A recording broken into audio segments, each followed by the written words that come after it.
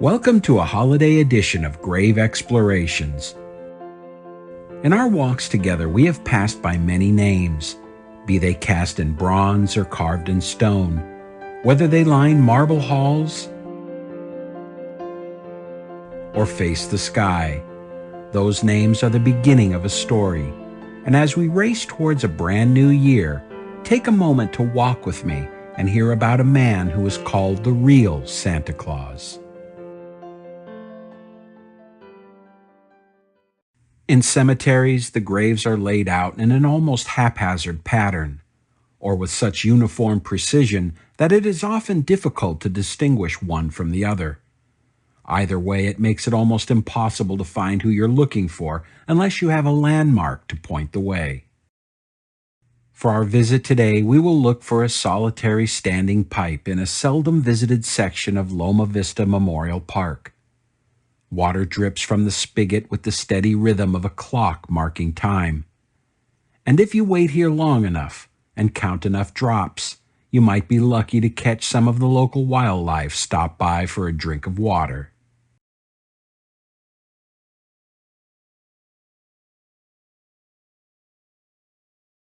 From the pipe, count 4 headstones to the east, and we find Asher Thomas Wallop. His ancestors settled in Accomack County, Virginia, where they lived for generations. Their name remains on the land to this day as Wallop's Island, which is now the home of a National Wildlife Refuge and a NASA rocket facility. At age 40, Asher left his ancestral home and moved to Southern California, where he worked on his brother-in-law's farm. Colonel John Tuffrey from Missouri was truly a larger-than-life figure who, among other things, had spied for the Confederacy during the Civil War. Asher and his family stayed with him for a short while before relocating to the settlement of Anaheim, south of Los Angeles. Back then, the area was home to German winemakers, but after a blight destroyed the vineyards, farmers began growing oranges, making the region one of the largest citrus producers in the country. In the heart of this thriving community, Asher Wallop opened a grocery store and did quite well, becoming one of the town's leading citizens. Being a father of 5, Asher loved children and always saw to it that youngsters who came by his store were given a piece of candy. Outside of work, he umpired sandlot baseball games, fashioned rope swings, and built seesaws for the kiddies. He delighted in the sound of children's laughter, and his favorite time of year was Christmas. Displayed in his store were examples of the latest toys. There were lifelike porcelain dolls with silk dresses and real hair, and brightly painted mechanical penny banks that taught youngsters to save their money. For the boys and girls whose families couldn't afford such extravagant items, Asher made sure that something nice found its way home with them. Tragedy struck the Wallop family in 1887 when 2 of Asher's sons, Rudy, age 11, and Ash, age 3, passed away from typhoid fever. Then in 1908, Asher lost his beloved wife Eliza after 35 years of marriage. His loved ones were laid to rest in Anaheim Cemetery, which was only a short walk from his grocery store. The cemetery is one of the oldest in Southern California still in operation. The Wallops were buried in the Tuffrey family plot, and late on warm summer afternoons, Asher was often seen there by himself, tending to their graves.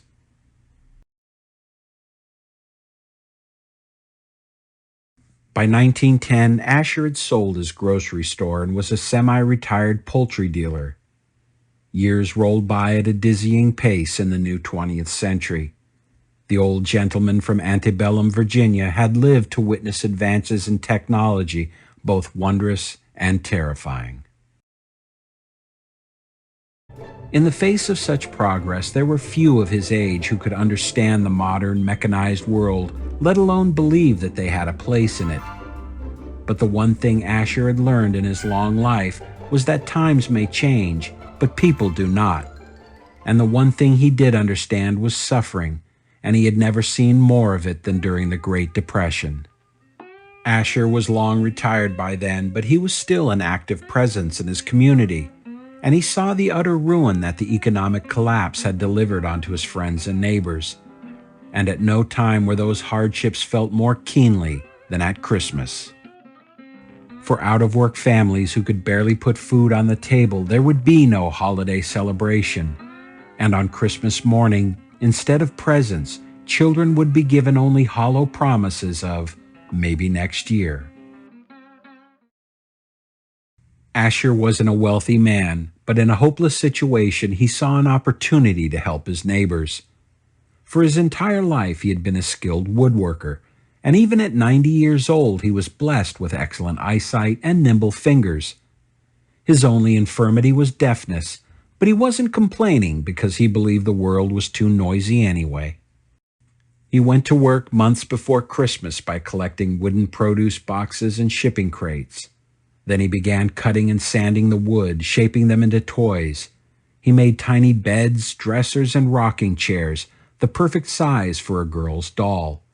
For boys, he fashioned hobby horses, wagons, trucks, and tractors that made engine noises as they were wheeled across the floor. Asher's first crop of toys were distributed at a Christmas party held at a local church. He watched from the wings as the toys were given out, and what he saw brought tears to his eyes. When it was over, he came away with a renewed sense of purpose, and as Asher Wallop pushed the century mark, he began his newest and greatest career. On December 26th, he went back to work building toys for next Christmas. He worked 8 hours a day, 6 days a week, all year long so that his toys would be available to all the children who wanted them. He did this for 10 Christmases, working quietly without seeking notoriety or credit. It was important to him that the children believed the toys came from Santa Claus, but keeping such generosity a secret wasn't easy. The Los Angeles Times got wind of the SoCal Santa and sent a reporter and photographer to his Orange County workshop. It was December 1942 and the Depression was over, but the world was at war. America prepares. And with all manufacturing in the country being converted to the war effort, there was a shortage of toys. Asher was then in his 99th year and still going strong as ever, which was evident by his output. The reporter was amazed by the hundreds of handmade toys that lined the shelves of his workshop. Looking at the careworn man, he asked if he really made them all by himself, or if he had any elves helping him. There was a gleam in Asher's eye as he acknowledged in his proud Virginian accent that it was all him. With his pencil and notepad ready, the young reporter then asked him why he does it. The answer was simple, Asher said. Whether it be in hard times or in war, all little ones should have a present to open on Christmas morning. Then the reporter asked what he got from giving toys away, and wouldn't he do better to sell them? Here the old man took a moment to reflect. Asher thought back to what had moved him to tears on that first Christmas years ago. Straightening his back, he admitted that there were some who would call him a fool, but he believed that there was more important things than money. He felt that real profit comes from giving freely of yourself. He added that no amount of silver that ever crossed his palm came close to giving him the feeling he got at the sight of sheer wonderment and joy on the children's faces. He said it was like watching all the cares of the world be instantly erased by the realization that Santa Claus hadn't forgotten them. Asher wiped tears from his eyes, joking that in old age he had become more prone to weeping than was convenient. After the reporter got his story and the photographer took his pictures, they shook hands and said their goodbyes. Then Asher went back to his workbench. He kept on building toys for that Christmas and the next. His work continued until he was half a year away from his 101st birthday.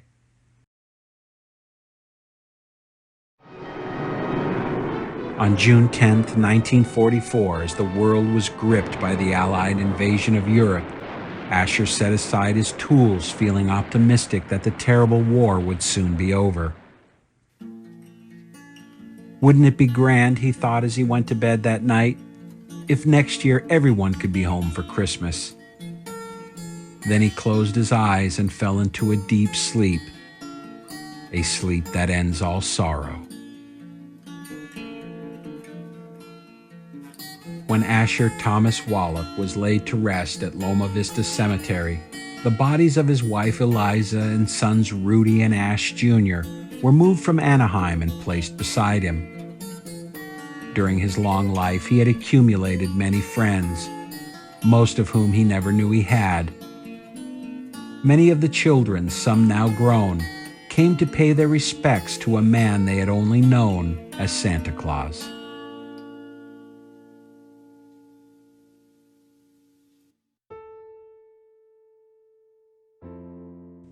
There is no epitaph on Asher Wallop's headstone to tell us about the happiness he brought to the lives of children, but he would have it no other way. For him, the true spirit of giving did not require recognition or reward. In fact, he would say that the very act of giving is its own reward. Instead of our thanks, he would probably ask us to pay it forward, and not just at Christmas time, but every day of the year. There have always been people just like Asher who by nature make the world a better place. But few listening to this would argue that in recent years, it feels as if his type have become few and far between. And just when we need each other the most, we are pushed apart by pandemic or social discord. Even if the times require us to remain socially distant, there are still ways we can come together. We don't have to be wealthy or skilled with our hands like Asher, because sometimes even a small courtesy or just simple understanding, when genuine, can go a long way to restoring not only our faith in each other, but in ourselves. Wherever the holidays take you this year, may peace and good health be with you.